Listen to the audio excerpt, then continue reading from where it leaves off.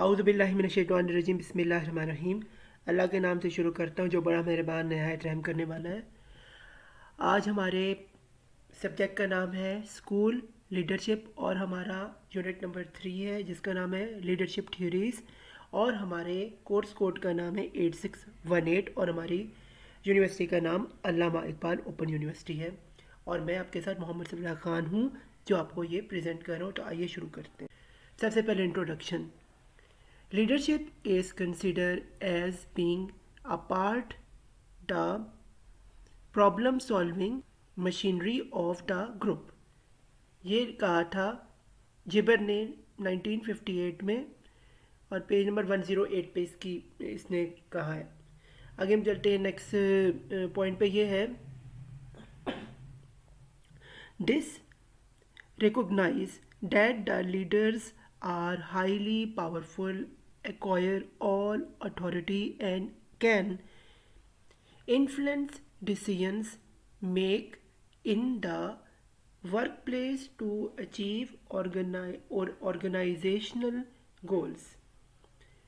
यानी कि इससे क्या होता है, हाईली पावरफुल जो है एक्वायर जो है वो अथॉरिटी और इन्फ्लुएंस जो होता है डिसीजन मेकिंग में होता है इन द वर्क प्लेस पे अचीविंग ऑर्गेनाइजेशनल गोल्स को अचीव करते हुए। आगे हम चलते हैं नेक्स्ट पॉइंट पे। ये है the ability to supervise the task and assess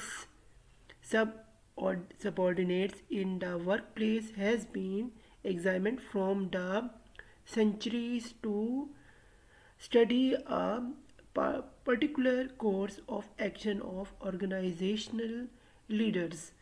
आगे नेक्स्ट पॉइंट हमारे पास है वो है Frederick Taylor.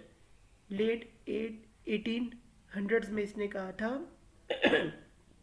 non-DT give the concept of scientific management to direct the organizational productivity।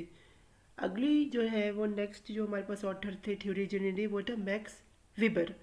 इन्होंने 1922 में दिया था give a concept of bureaucracy to deal with organisational administration where the leader possessed power by virtue of his position. अगली हमारी जो theory दी थी वो दी थी मैरी पार्कर फ्लोइट ने 1926 में। इसने कहा था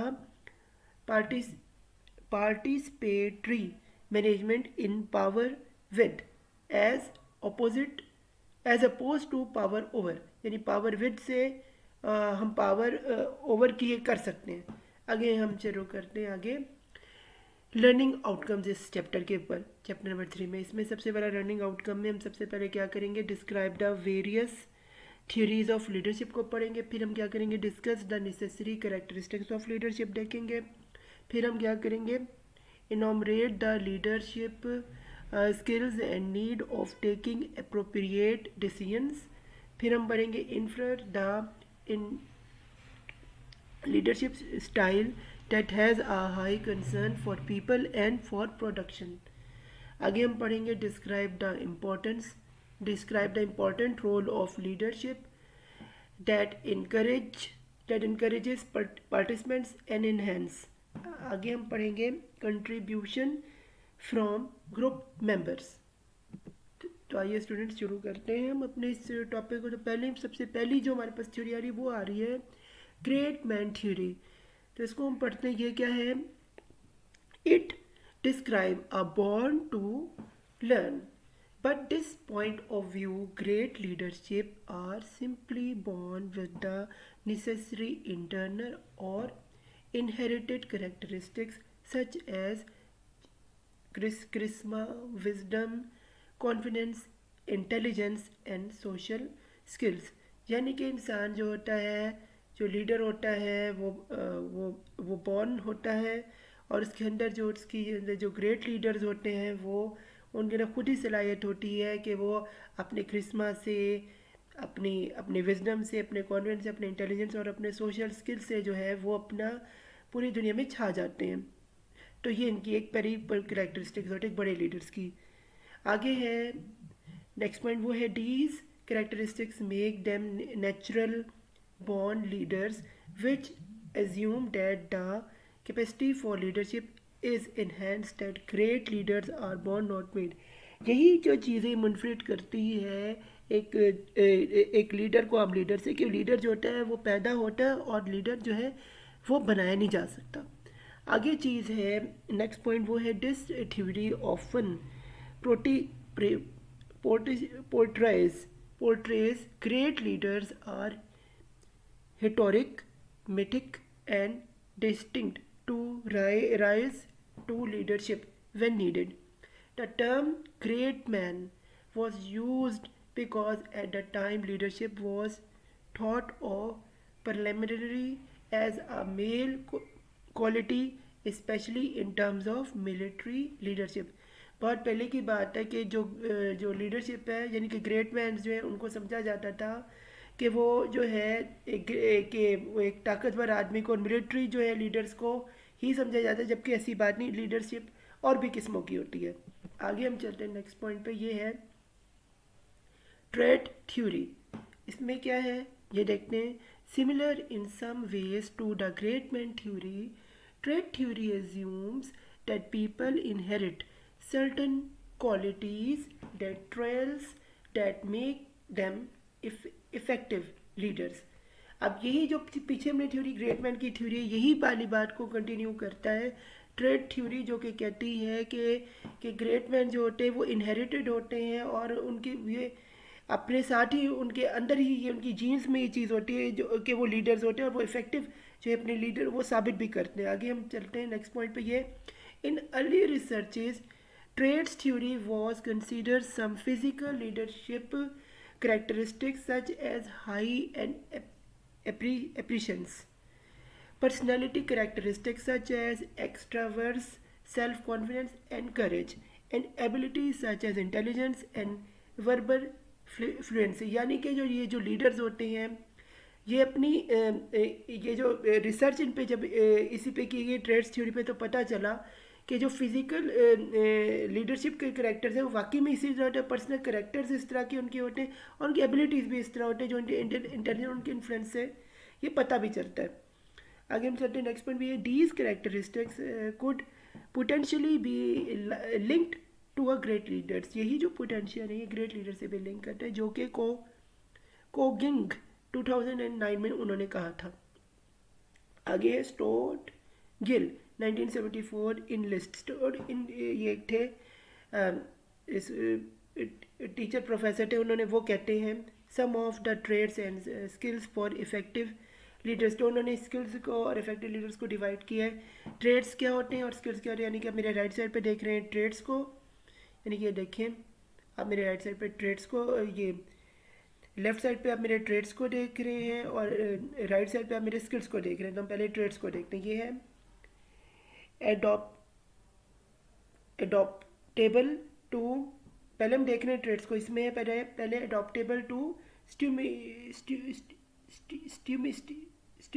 स्टूमेंट्स, फिर है ऑल्टर्ड टू सोशल इन्वायरमेंट, फिर है एम्बिशंस एंड अचीवमेंट ओरिएंटेड, फिर है एसरेटिव, फिर है कोऑपरेटिव, फिर है डिस्टिंक्टिव, फिर है डिपेंडेबल, फिर है डोमिनेट, डिजायर्ड और टू इन्फ्लुएंस अदर्स, फिर है इन एनर्जेटिक हाई एक्टिविटी लेवल, फिर है प्रेसिडेंट सेल्फ कॉन्फिडेंस, फिर है टॉलरेंट ऑफ स्ट्रेस और फिर है विलिंग टू एज्यूम रिस्पॉन्सिबिलिटी। आगे अब चलते हैं हम स्किल्स की तरफ। ये है लेफ्ट साइड पे ये लिखा है जी, क्लेवर होना चाहिए, इंटेलिजेंट होना चाहिए, फिर कॉन्सेप्चुअली स्किल्स होने चाहिए, फिर क्रिएटिव होना चाहिए, फिर डिप्लोमेट एंड टेक्टफुल होना चाहिए, फिर फ्लुएंट इन स्पीकिंग होना चाहिए, फिर नॉलेजेबल होना चाहिए अबाउट ग्रुप टास्क, और फिर ऑर्गेनाइज होना चाहिए, एडमिनिस्ट्रेटिव एबिलिटीज़ उसमें होनी चाहिए, और फिर परसुएटिव और सोशल स्किल्स भी उसमें होनी चाहिए। आगे हम चलते हैं नेक्स्ट पॉइंट पे, ये है बिहेवियरल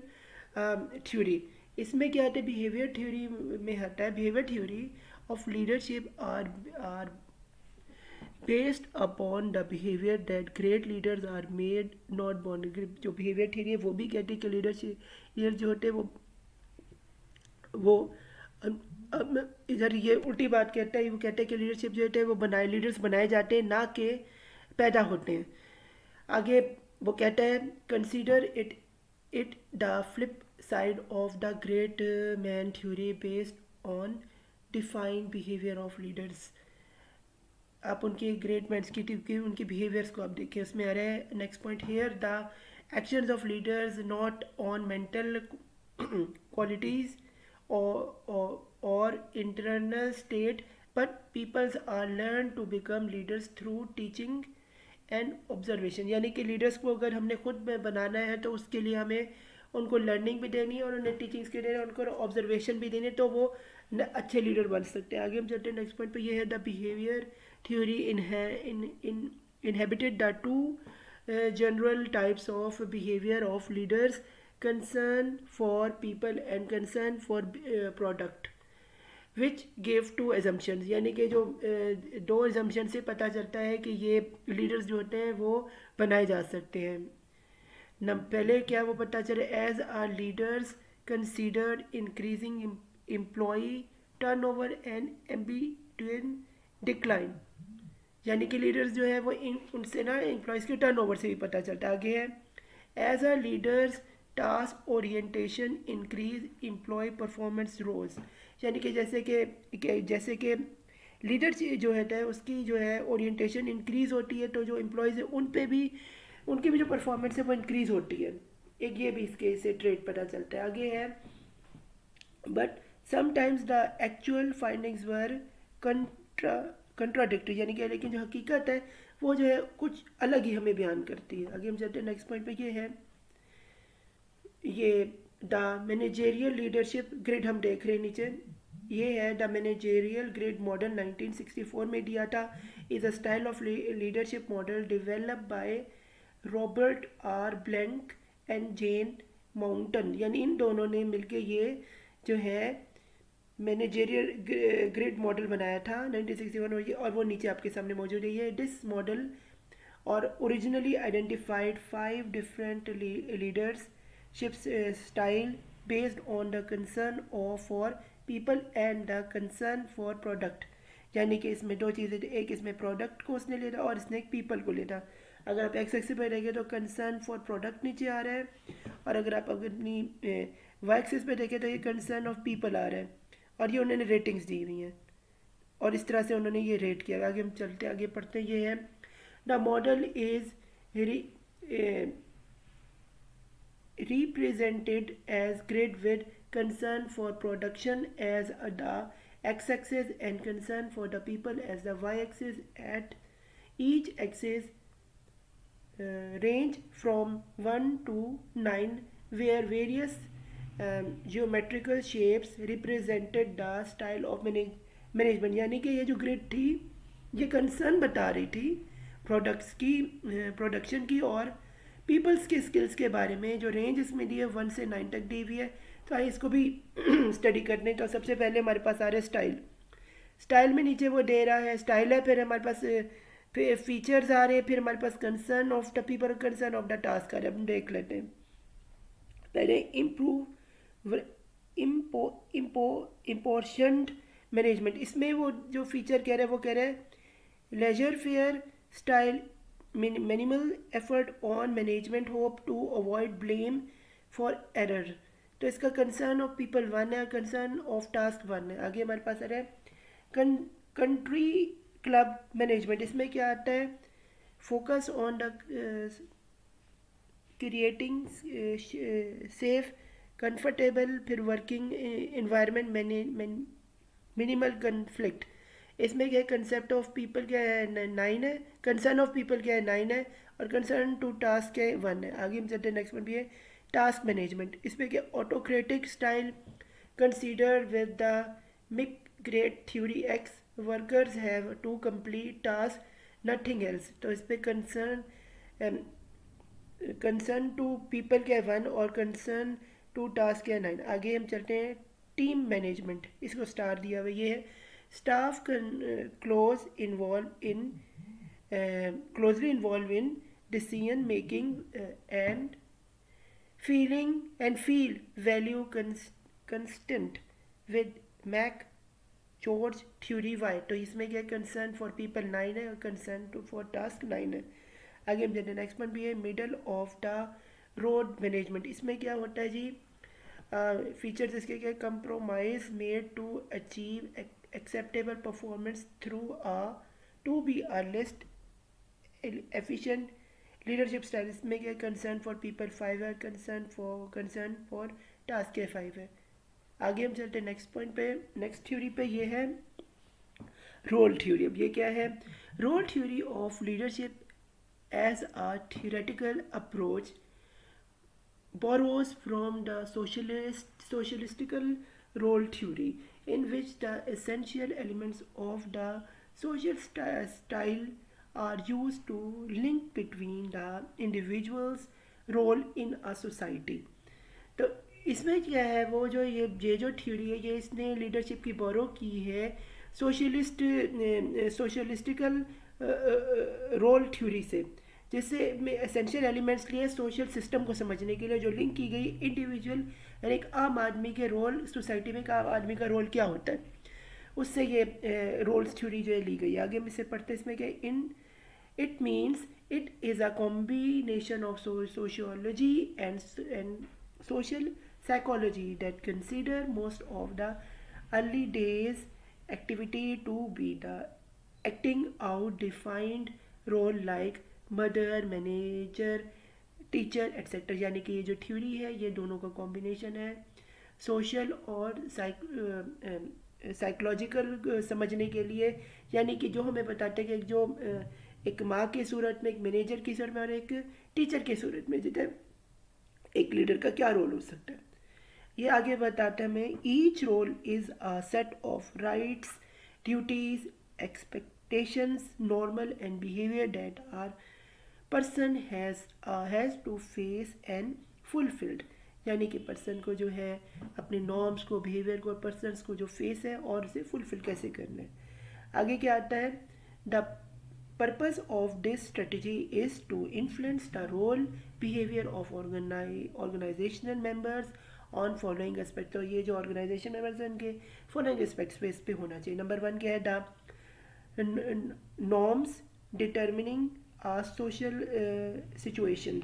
अगला है internal and external expectations and concern to social role, कि इंटरनल और एक्सटर्नल जो एक्सपेक्टेशन के कनेक्टेड है सोशल रोल में क्या है. फिर है नंबर 2 ये है, नंबर 3 ये है सोशल सैंक्शंस. सोशल सैंक्शंस में क्या है, punishment and reward and are use to influence role behaviour. यानी कि पनिशमेंट भी होती है और रिवॉर्ड भी मिलता है और इन्फ्लुएंस भी होता है बिहेवियर का.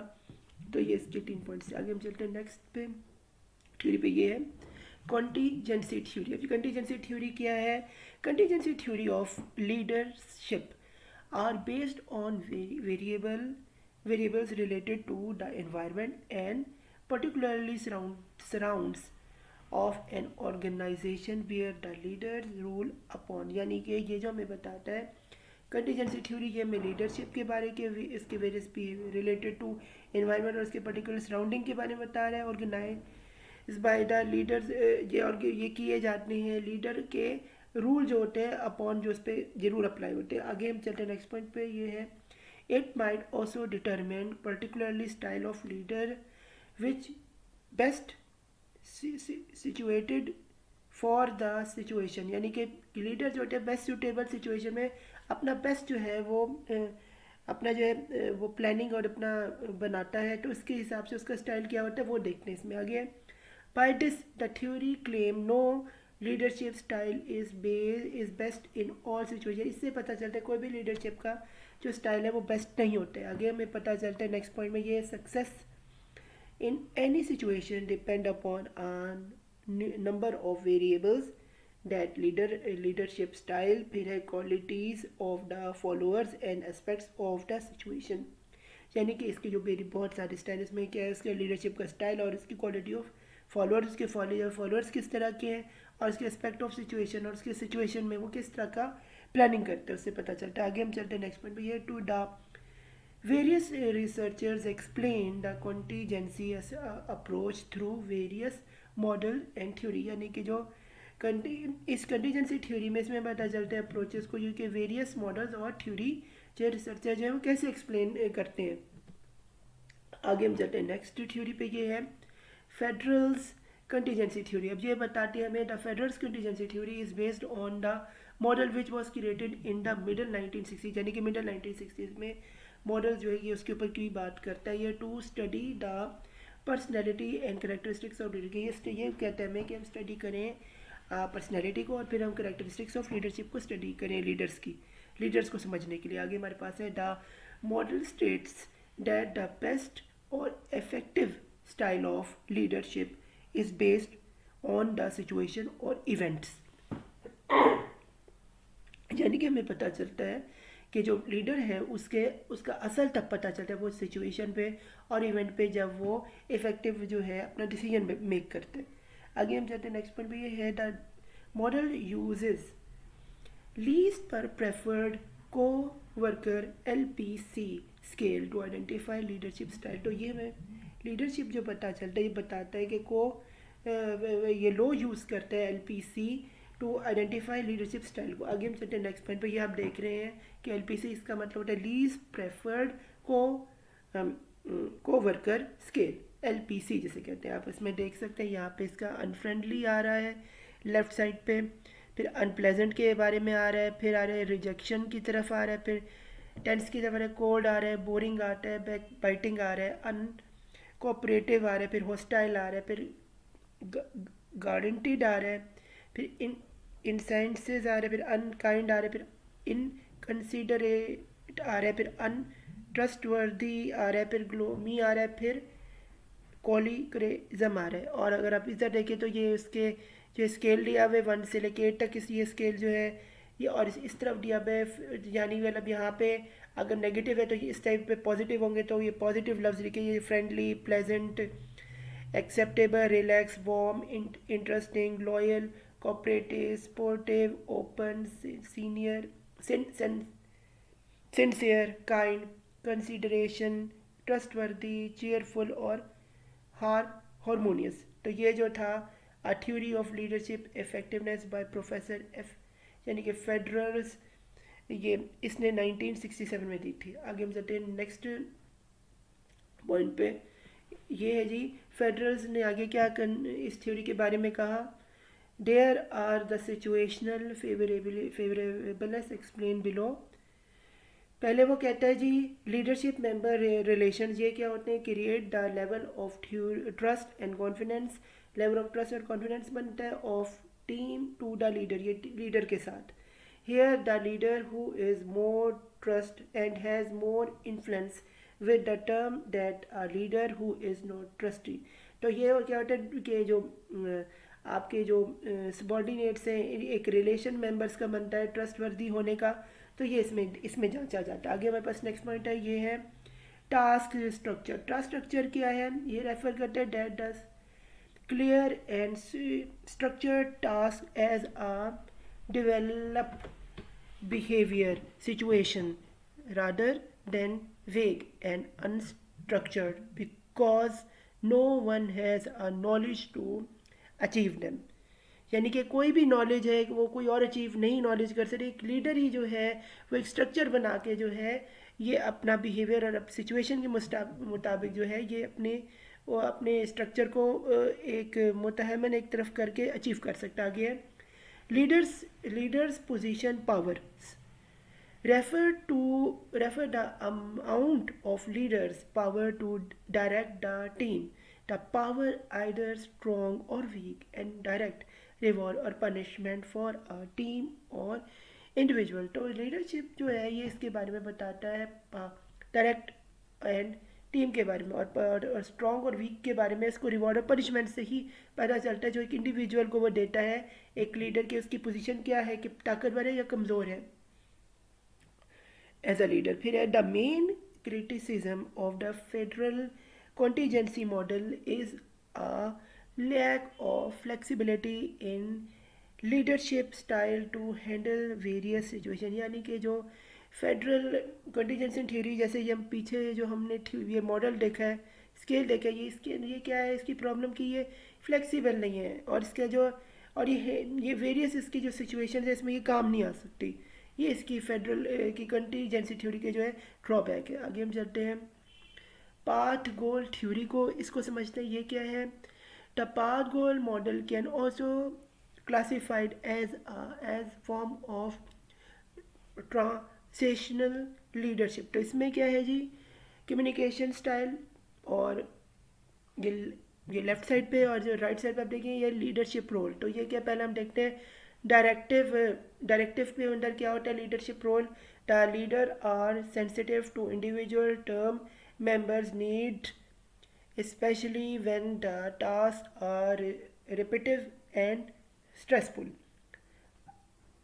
यानी कि जब स्ट्रेस होगा और जब ये, तो उस वक्त किस तरह से वो हैंडल किया जाएगा ये इसमें देखा जाएगा। आगे है स्पोर्टिव। स्पोर्टिव में लीडरशिप के रोल क्या है। The leader explain the goal and expectation when the task are complex and term is inexperienced. यानी कि जो लीडर है वो बेसिकली जो है अपने गोल और एक्सपीरियंस के हिसाब से जो है वो एक डिसीजन करेगा जिससे उसको जांच उसकी पड़ताल की जाएगी। आगे है पार्टिसिपेशन। पार्टिसिपेटिव जब लीडरशिप का स्टाइल होगा तब क्या होगा। The mutual perspective is required between leader and team before any decision. It works when the team is experience and skillful. तो इसमें क्या होगा, टीम ये तब काम आएगा जब टीम एक्सपीरियंस होगी और स्किल्फ होगी, तब पार्टिसिपेटिव लीडरशिप का जो है वो बड़ा अहम तरीन। और फिर अचीवमेंट ओरिएंटेशन। इसमें क्या है, the leader set the challenge goals and standard for each term member when they are unmotivated and unchallenged in their work. यानी कि एक जो लीडर ही होता है वो जब देखेगा उसके जो सबॉर्डिनेट्स हैं वो कमज़ोर हैं और वो डीमोटिवेटेड हैं, तो वो कुछ ऐसी कहानी या कोई ऐसा या अपनी अपनी कोई ख़ास सलाहियत बताएगा जिससे उसके अंदर जो उनके जो सबॉर्डिनेट्स हैं उनमें मोटिवेशन है और वो फिर से खड़े हो जाए। आगे हम चलते नेक्स्ट पॉइंट टॉप थ्योरी पे। ये है कॉग्निटिव रिसोर्स थ्योरी है, CRT से हम पढ़ते हैं। इसमें क्या है, the theory is based on the instructional and organizational psychology development by Federer and Joe Jacquerie in 1987। इन दोनों ने ये बनाई थी as a reconceptualisation of Fiedler contingency model के मुताबिक। आगे है the theory focused on the influence of the leaders intelligence and experience in account of his or her personality, degree of situations, stress and group leader relationship। इससे मुतालिक ये focus करते हैं। आगे है the theory is organizing from study into military leadership style but now used in sport and training purpose to assist the performance and contribution of an individual in assigned task। यानी कि जो theory जो है ये हमारे study करती है military leadership के हिसाब से और बताती है कि स्पोर्ट और ट्रेनिंग के साथ से कितना स्पोर्ट ऐसे असेस्ट होना चाहिए और परफॉर्मेंस कैसे कंबाइन किया जाना चाहिए इंडिविजुअल को टू असेस द टास्क के हिसाब से। आगे हम चलते हैं स्ट्रेटेजिक कॉन्टीजेंसी थ्योरी। इसमें पढ़ने के क्या है, it presents the inter organizational power and hypothesis that organizations have systems of interdependent sub units and have a power distribution with its source in the division of labor। हैकर्स हिगनेस ली स्नैक्स and पेनिंग जून 1971 में इन्होंने कहा था। इसका मतलब ये है कि इंटरनल ऑर्गेनाइजेशन जो पावर है और हाइपोथेसिस है ये ऑर्गेनाइजेशन क्रिएट करता है सिस्टम में इंटर डिपेंडेंस को क्रिएट करने के लिए सिचुएशन को देखते हुए पावर डिस्ट्रीब्यूशन पावर को डिस्ट्रीब्यूट करता है और जो सिचुएशन और सोर्सेज जो उसमें होते हैं वो डिवाइड करता है अपनी लेबर के अंदर। आगे हम चलते हैं नेक्स्ट पॉइंट में, ये है the theory focuses on leadership personality and skills that need to solve the problem। ये जो है पर्सनैलिटी भी लीडरशिप की ऊपर डिपेंड करता है कि वो कैसा उसका फोकस है और कैसे वो प्रॉब्लम सॉल्विंग में में दिलचस्पी लेते हैं। आगे it explains that if a person does not have charisma but is able to solve problem then he or she can be effective leader। यानी कि ज़रूरी नहीं है कि एक लीडर चार्मिंग हो, खूबसूरत दिखे और सिर्फ उसके पास खूबसूरती हो, यही उसका सबसे बड़ा हो या वो पॉपुलर हो। लेकिन अगर वो इफेक्टिव तरीके से और एक सही स्लाइड, एक सही स्मार्ट यानी कि सोच जैसे हम कहते हैं, उसे एक लीडर यूज़ करता है तो और इफेक्टिव वो सोल्यूशन ले आता है, तो इसका मतलब ये कि वो भी एक वो इफेक्टिव लीडर है बिना अपनी पॉपुलैरिटी की। तो ये भी हम देख सकते हैं, इस तरह के भी लीडर्स होते हैं। आगे हियर नेक्स्ट पॉइंट पे ये है, here the leader has a central role and the ability to view the situation and its problem. यानी कि ये एबिलिटी हमें बताता है कि एबिलिटी के एक इफेक्टिव लीडर जो होता है इसके पास सिचुएशन के हिसाब से और प्रॉब्लम को सॉल्व करने के हिसाब से वो एक रोल जो है, सेंट्रल रोल जो है वो प्ले कर सकता है। आगे हमारे पास नेक्स्ट पॉइंट है, ये है simply the theory explains, the theory helps to objectify leadership techniques as opposed to rely on personalities। यानी कि जो है पर्सनैलिटी के हिसाब से लीडरशिप की टेक्निक्स को और उसको अपोज कैसे किया जाता है, ये भी इसमें जो है सिंपली जो है वो हेल्प आउट कैसे की जा सकती है, ये भी देखा जा सकता है। आगे हम चलते हैं नेक्स्ट पॉइंट पे, ये है ये है the in scientific and formal academic problem situation the theory would have shown more focus and effect because the persons are rational agents in the situation to identify and orient the per problem and able to address its directly। यानी कि जो scientific है वो बताते हैं academic problem situation के हिसाब से थ्योरी जो है मोर फोर्स है और इफेक्टिव है because the persons are rational agents होते हैं और सिचुएशन के हिसाब से आइडेंटिफाई एंड प्रॉब्लम भी होते हैं और एबिलिटी होती है टू कि वो डायरेक्टली भी इसे सॉल्व कर सकें एज अ लीडर्स। आगे हम चलते हैं सिचुएशन थ्योरीज के ऊपर। ये है situational theories propose that leaders choose the best course of actions based upon situational variables and use different styles of leadership for certain types and decision making। यानी कि जो लीडर्स होते हैं वो चूज़ करते हैं बेस्ट एक्शन से अपने जांचे जाते हैं और सिचुएशन ऐसे वेरियस कि वो क्या प्लानिंग करते हैं और क्या डिफरेंट स्टाइल अपनाते हैं एज अ लीडर के वो डिसीजन मेकिंग करने में। आगे है जी, for example in a situation where the leader is the most knowledgeable and experienced member of a group, an authoritarian style might be the most appropriate when group members are skilled and expertise. A democratic style would be more effective। यानी कि इसमें हमें पता चलता है कि जो democratic style है वो मोस्ट इफेक्टिव होता है कंपेयर टू अदर्स।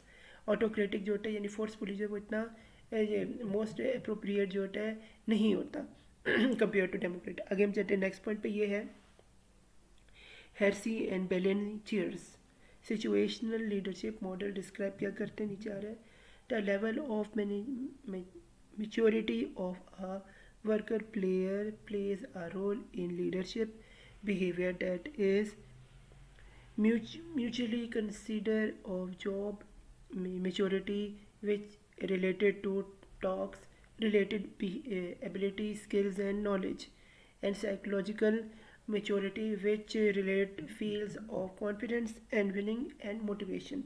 यानी कि इसमें जो है हमें मेचोरिटी पता चलती है अपने लीडर्स के बिहेवियर्स के, जिसमें उनकी साइकोलॉजी को की मेचोरिटी देखी जाए, उनकी फीलिंग्स को देखा जाए, उनके कॉन्फिडेंस को, उनकी फीलिंग को और उनकी मोटिवेशन को जो वो ट्रांसफ़र करते हैं अपने सबॉर्डिनेट्स में, ये देखा जाता है या अपने फॉलोअर्स में। जिसमें नंबर 1 हमारे पास सारे फॉलोअर्स, रेडीनेस के फॉलोअर्स जब उसकी कोई बात सुनते हैं अपने लीडर की कितनी जल्दी रेडी हो जाते हैं, और जो लीडर का बिहेवियर यानी कि सेकंड पॉइंट लीडर का बिहेवियर जो वो मैटर बहुत करता है। आगे हम चलते हैं सिचुएशन थ्योरी को यहाँ समझते हैं। यहाँ पिक्चर आप देख रहे हैं, सीधे राइट और लेफ्ट साइड पे आप देख रहे हैं। इन टर्म्स में देखने क्या लिखा है, in case of the leadership style the model is based on the direct and sportive behaviour, ये है and showing the 4 situational code, ये स्पोर्टिव है और राइट साइड पे है कोचिंग है, लेफ्ट साइड पे स्पोर्टिव है, ये यहाँ पे गिवन है और इस साइड पे लोअर है और इस साइड पे हायर है और डायरेक्ट बिहेवियर यहाँ पे बताया जा रहा है। इसी तरह नीचे आ रहा है for developing need of employees and followers the model give the following performance variety based on the focus level competency function and knowledge and skills and commitment function of confidence and motivation। तो ये इसके बारे में था। Sportive अगर आप देखें तो ask listeners reasoning, facilitating self-relating and problem or solving, collaborating and encouraging feeling back and appreciating आ रहा है, यानी कि 4 बॉक्सेस हैं। फिर है जी कोचिंग में आ रहा है exploring, asking, readiness, sharing, feedback, encouraging और प्रेजिंग। डायरेक्शन ऑफ और टेलिंग में हमारे पास आया define, planning, orientation, teaching, showing and telling, showing and checking, monitoring and giving feedback। और जो लास्ट नंबर 4 है ये डेलीगेटिंग, इसमें क्या allowing, trust, confirmation, empowering, फिर एक्नॉलेजमेंट और चैलेंज। ये इसमें और नीचे हम जाएँ तो हाई, मॉडल और मॉडरेट और लो में क्या आता है। इसी साइड पे लेफ्ट साइड पे डेवलप आ रहा है और साइड पे डेवलपिंग आ रहा है। और इसमें क्या रहा है, in short the situation leadership is not sometimes does for people but sometimes does with people. इसमें क्या है हाई फिर लो और ये इसी में वो अगर हम चलें राइट साइड से तो लो से लेके D1 D2 D3 D4 चाह रहे हैं। तो पहले बिगनर्स आ रहे हैं D1 में, फिर हमारे पास नंबर 2 पर है न्यूज लर्नर आ रहा है, नंबर 3 हमारे पास आ रहा है डेल्यूनेंट, कंट्रीब्यूटर आ रहा है नंबर 3 और नंबर 4 पे हमारे प्रैंक पैक परफॉर्मर आता है। ये हमारे पास एंड में 4 में बन जाता है। आगे चलते हैं आगे, ये है जी पावर एंड इन्फ्लुएंस थ्योरी। ये हमें बताते हैं power and influence are the ability that should be a way of all leaders and managers to make things happen, overcome potential restraint to order to achieve desired results। इसमें कहते हैं power is consider as a natural talent in fabric of organizational life. ये कहा था ह्यूग्रेन and Kellen 2012 में, Macmillan ने और बुरहन ने 2003 में। इसके मुताबिक आप यहाँ देखें a center of creative leadership CCL has conducting research on the role of power in the effective leadership in 2018 and asked with the same participants that to what extent the leaders leverage the various source of power as a work। ये यहाँ पे हमें दिखाया हुआ है, left side पे भी देखें और राइट साइड पे भी देखें। तो ये नीचे लिखा हुआ है CCL researcher while page 2018 most frequent leverage source of power and the source of power would be most important in the next 5 years। इसमें जी हमारे पास आ रहा है the power of position, power of charisma, power of relationship, power of information, power of expertise, power of punishment और power of reward. और फिर right side पे देखें तो आ रहा है द पावर ऑफ पोजीशन, ये 23% पावर ऑफ क्रिस्मा, ये 26% पावर ऑफ रिलेशनशिप, ये 89% power of information, 57% power of expertise, 48 power of punishing others, 30 पर पावर ऑफ रिवॉर्ड, 51%। ये 0 से 100 तक स्केल किया गया। आगे हम चलते हैं सोर्सेज ऑफ पावर्स। तो इसमें क्या आ रहा है the variety forms of sources of power are operated within organization, यानी कि ऑर्गेनाइजेशन में जो variety of sources of power है टेस्ट किया जाता है। While some appear formal and organization charts and exist by the virtue of official position और capacity और रिवॉर्ड और पनिशमेंट। इसमें क्या होता है और इसमें चार्ट्स और भी बनाए जाते हैं और एक्सचेंज बनाए जाते हैं और ऑफिशियल पोजीशन पे यूज़ किए जाते हैं कैपेसिटी के हिसाब से, और रिवॉर्ड और पनिशमेंट भी दी जाती है। फिर है experts power success become of its ability to convenience और presciate people based on what rehence called the econo of the person doing the preceding. इसमें क्या है, the deal to deal the organization situation different sources of power has been identified and can be described on the basis of two main characteristics. तो ये जो organisation इसमें to situation के हिसाब से इसे जांचा जाता है. नंबर वन क्या है, positional power, and number second क्या है, पर्सनल पावर के हिसाब से देखा जाता है. ये क्या, पहले हम देखते हैं पोजिशनल पावर सोर्सेज क्या होते हैं. पोजिशनल पावर सोर्सेज में क्या हमारे पास है, the common positional power sources जो हमारे पास आते हैं उसमें है हमारे पास है नंबर वन पे हमारे पास क्या आता है, लेजिटिमेट पावर. नंबर सेकंड पे हमारे पास आता है रिवॉल्ट पावर. और नंबर थ्री पे हमारे पास आता है कोरेटिव पावर. ये तीन होते हैं, 1 2 3. ठीक है, अब हम पहले जाते हैं लेजिटिमेट पावर क्या होता है. Legitimate power is a power of formal position in the offense and forms the organizational and hierarchy of authority के बारे में इसके पूछा जाता है कि लेजिटिमेट पावर होती क्या है. इसकी एग्जांपल हम देखते हैं. For example, the president of a state has certain power because of the position और situation in the state. Legitimate power gives the manager power over their direct reports. ये इसकी एग्जांपल है. आगे, by this sometimes the person in power believe that they have a right to make demands on the others and expect them to be compliant. यानी कि इसमें जो है power को जो है वो खुद ही है, आदमी जो बैठा होता है वही समझता है कि उसकी मर्जी है, वो जो चाहेगा वही, वो जो डिमांड करेगा उसके सबॉर्डिनेट वही करेंगे. आगे पॉइंट है, to some extent the position power is right but usually subordinates influence by the position and not the person. यानी कि जब ये जो कभी कभी जो चीज़ें ठीक भी होती है कभी भी नहीं होती, जो सबॉर्डिनेट्स होते हैं वो इन्फ्लुएंस होते हैं, पोजीशन का मिसयूज़ कर रहा है जो हमारा लीडर है, और नॉट अ पर्सन जो है वो उसके लिए जो है आसानी पैदा नहीं कर रहा. आगे इसका नतीजा क्या होता है, ये है it weakens the working relationship and leads to the conflict rather than sharing and expertise.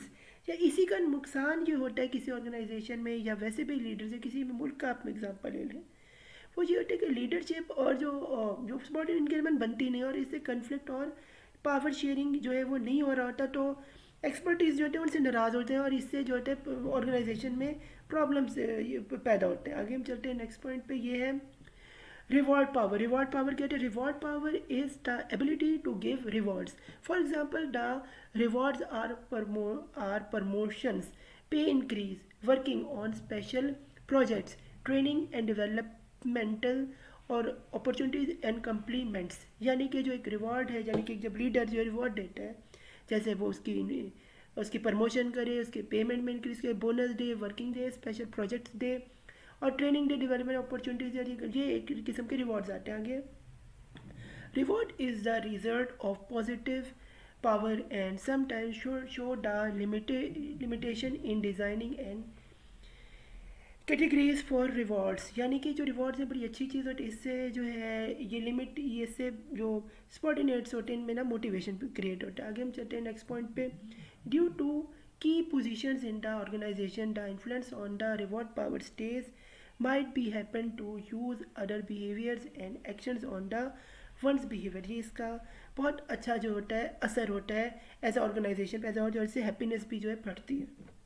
आगे हम चलते हैं कोरेटिव पावर की तरफ. ये क्या होता है, coercive power is the opposite of reward. ये उसका उल्टा है रिवॉर्ड पावर का. And the promotes the expression of threat and punishment. यानी कि रिवॉर्ड पावर से उल्टा होता है कोग्रेटिव पावर. उसमें रिवॉर्ड था जिसमें पनिशमेंट्स को जो होता है या थ्रेट करने को जो होता है वो ज़्यादा फोकस किया जाता है. इसके बारे में नेक्स्ट पॉइंट हम पढ़ते हैं. ये extensive use of coercive power usually seen in autocratic leaders which is inappropriate and people feel stifled.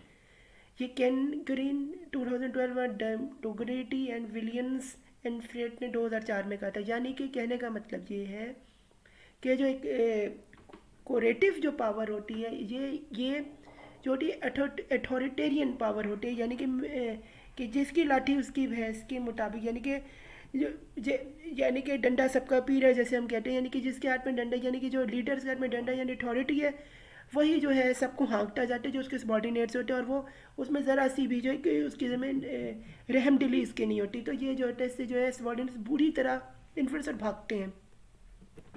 आगे हम चलते हैं नेक्स्ट सोर्सेज की तरफ। ये है पर्सनल पावर सोर्सेज। इसमें क्या आता है, the common personal power sources are, ये किस में डिवाइड होने, थ्री पार्ट्स में ये भी होते हैं। ये रेफरेंट पावर, फिर है एक्सपर्ट पावर, और फिर क्या है इंफॉर्मेशन पावर। ये तीन होते हैं। पहले हम जाते हैं रेफरेंट पावर की तरफ। ये क्या है, referent power is one of the social power which refer to the ability of an organization leader to influence a team because of the team loyalty, respect, friendship, administration, affection और are designed to gain approval। यानी कि जो ये वाली power है ये किस में आती है, सोशल पावर को ये रेफ़र करती है, एबिलिटी करती है ऑर्गेनाइजेशन को इन्फ्लुएंस एज अ टीम और एज अ लॉयल्टी, रिस्पेक्ट और फ्रीडम और एडमिनिस्ट्रेशन और इफेक्ट करे के डिज़ाइन करे, प्रूव करे पावर गेन को करने के लिए। आगे क्या, here the leader need strong interpersonal relations की। इसमें क्या है, लीडर को खुद भी जो है सबॉर्डिनेट्स के इंटरपर्सनल स्किल्स जो हैं वो डेवलप करनी पड़ती हैं। इससे क्या आता आगे, therefore it is important for the organizational leadership to increase collaboration and influence rather than command and control। यानी कमांड एंड कंट्रोल को में जो है हासिल करने के लिए एक लीडर जो है अपनी कोलैबोरेटिव और इन्फ्लुएंसेस पावर को भूल के जो है वो जो है इंटरपर्सनल जो पावर जो रिलेशनशिप है वो सबॉर्डिनेट से स्ट्रॉन्ग करते हैं। आगे है the team members feel comfortable to express about work in front of their leader and more committed in duties due respect of their self esteem। यानी कि वो उनकी सेल्फ एस्टीम का भी रिस्पेक्ट करता है। इससे क्या होता है फ़ायदा, और लीडर्स के साथ लीडर्स के वर्क भी कंफर्टेबली सबॉर्डिनेट्स कर रहे होते हैं और कमिटेड भी होते हैं अपनी ड्यूटीज़ को पूरा करने के लिए। तो ये जो होता है रेफरेंट पावर का फ़ायदा होता है एक लीडर को। आगे हम चलते, ये है एक्सपर्ट पावर। इसमें क्या होता है, expert power is based upon individual perception that an individual can influence other individual on the basis of a high level of knowledge or a specialized set of skills that others do not possess in the organization। यानी कि ये special skills होते हैं जो एक leader के होते हैं ऑर्गेनाइजेशन में इन्फ्लुएंस करने के एज ए इंडिविजुअल। आगे these experts do not requires position power and people tends to listen more than to those who demonstrate expertise। यानी कि ये ज़्यादा लिसन करते हैं, यानी कि ना कि डिमॉन्स्ट्रेट करते हैं। आगे it also shows the potential of a expert and can be developed by offering guidance and support to others। ये इसके अंदर ये गाइडेंस स्किल भी ऑफर करते हैं आगे जी, और पोटेंशियल भी अपना शो करते हैं आगे। These expertise should be realized by keeping yourself informed of new development in your concerned areas। Campbell, Still and Midling 2008 और ही 2016 में इसने कहा था। आगे है power and influence theory occupy an exalted status in an organization। ये एक organisation में जो है पावर और इन्फ्लुएंस जो थ्योरी जो है वो इसमें जो है इससे बारे में बताता है आगे। It is required to take appropriate decision में काम आता है। The leader use it for finding new part और मॉडिफाई एन एक्साइटिंग पार्ट और supervision train and review other. जिससे क्या होता है लीडरशिप में और न्यू पार्ट में और मॉडिफाई करने में और एक्सपर्टाइंग में और पार्ट सपोर्टिव में जो है रिव्यू करने में इसका फ़ायदा। आगे हम चलते हैं नेक्स्ट पॉइंट। ये they also use it to figure out ways to increase the positivity profit and brand value of the. इससे क्या brand value of the organization, इससे क्या फ़ायदा होता है, वो ये होता है कि इससे ऑर्गेनाइजेशन की प्रोडक्टिविटी, उसका प्रॉफिट और उसके ब्रांड की जो वैल्यू है वो बढ़ती है। और उसकी ब्रांडिंग होती है, उसकी ब्रांड को जो है दुनिया भर में और अंडर ऑस्मोडेंट्स के और बाहर भी जो है माना जाता है। आगे हम चलते हैं, ये है leadership development past present and future trends. ये क्या है? Researchers indicate that the effective leadership is more strongly correlated with a lower turnover rather than high productive and high employee satisfied। यानी कि जो इफ़ेक्टिव लीडरशिप है ये correlated जो है ये है टर्नओवर से भी, हाई प्रोडक्टिविटी और हाई इफेक्टिव एफिशिएंसी और एम्प्लॉयज़ के सेटिस्फेक्शन से भी रिलेट खाती है। तो इसका अगला पॉइंट हमारे पास है कमांड कोऑर्डिनेशन एंड कंट्रोल में CCC यानी कि CCC से हम कह सकते हैं is the strategy use to value the leadership technique. तो कमांड कंट्रोल और कंट्रोल जो यानी कि CCC जो है ये वैल्यू एडिशन करती है हमारी लीडरशिप टेक्निक्स के अंदर। आगे हमारे पास है the past and present trend of leadership provides the recognition of the importance of leaders emotions resonance with other along with the organizational activities like coaching monitoring acting learning and 360 degree feedback के ऊपर। यानी कि जो past और present की leadership की जो चीज़ें हमें बताता है कि इंपॉर्टेंट रोल प्ले करती है लीडरशिप के इमोशंस को रिकॉग्नाइज करके ऑर्गेनाइजेशन में उसकी एक्टिविटीज़ को देखिए, वो कोचिंग किस तरह करता है, मेंटोरिंग किस तरह करते हैं, एक्शंस कैसे लेटर लर्निंग करें और 360 डिग्री फीडबैक उसकी किस तरह से होती है। आगे है future trends require exciting positional advances in globalization technology turn on inventions ROI and new ways of thinking able the nature of leadership and leadership development। ये हेजरेंस प्रोमिया एंड होगिस ने कहा था। आगे हमारे पास है जी, इसी को कंटिन्यू करते हुए ये universal projects provide the enabling environment to the students, helping them with their research and learning opportunity through ubiquitous access of internet। ये इसके बारे में आगे है educational leadership disagree that education needs to be delivered inclusively, effectively and equitably across the country to ensure that it is a driver of social cohesion and reliance। ये leadership की है, disagree करते हैं इस चीज़ से इफ़ेक्टिवनेस और के cross के इंश्योरेंस के हिसाब से, सोशल कोहेरेंस के हिसाब से। आगे they are making all efforts to recopulate both the quality and the converge of education through effective policy intervention and expenditure allocations and transformation educational services as a grassroots level। यानी कि ये जो है ये मेकिंग एफर्ट्स करते रेपुटिव between the quality and the convergence of education through effective policies बना के इन्वेंशंस करके एंड क्या एक्सपेंडिचर्स उस पर पैसे, यानी कि इन्वेंशन भी करते हैं एक्सपेंडिचर पे और एलोकेशन करते हैं, ट्रांसफॉर्म करते हैं एजुकेशन सर्विसेज दे के, जिससे क्या होता है आपकी जी ग्रास रूट लेवल पे यानी कि बुनियाद पे करते हैं ताकि जो ऊपर के लोग हैं उनको भी इसका फ़ायदा हो सके। तो ये बड़ी ज़बरदस्त चीज़ होती है, ये एज ए इफेक्टिव लीडर्स की पॉलिसीज़ की वजह से ये होता है। तो फ़ी अमानिल्लाह हमारा यहाँ पे ये चैप्टर नंबर 3 ख़त्म होता है। तो अल्लाह हाफ़िज़ मेरी तरफ से, और मेरे चैनल मोहम्मद सफ़ीउल्लाह खान को आप सब्सक्राइब करते हैं और मुझे सपोर्ट करते रहें ताकि मैं से और भी आपके लिए एजुकेशन वीडियोज़ बनाता रहूँ। फ़ी अमानिल्लाह।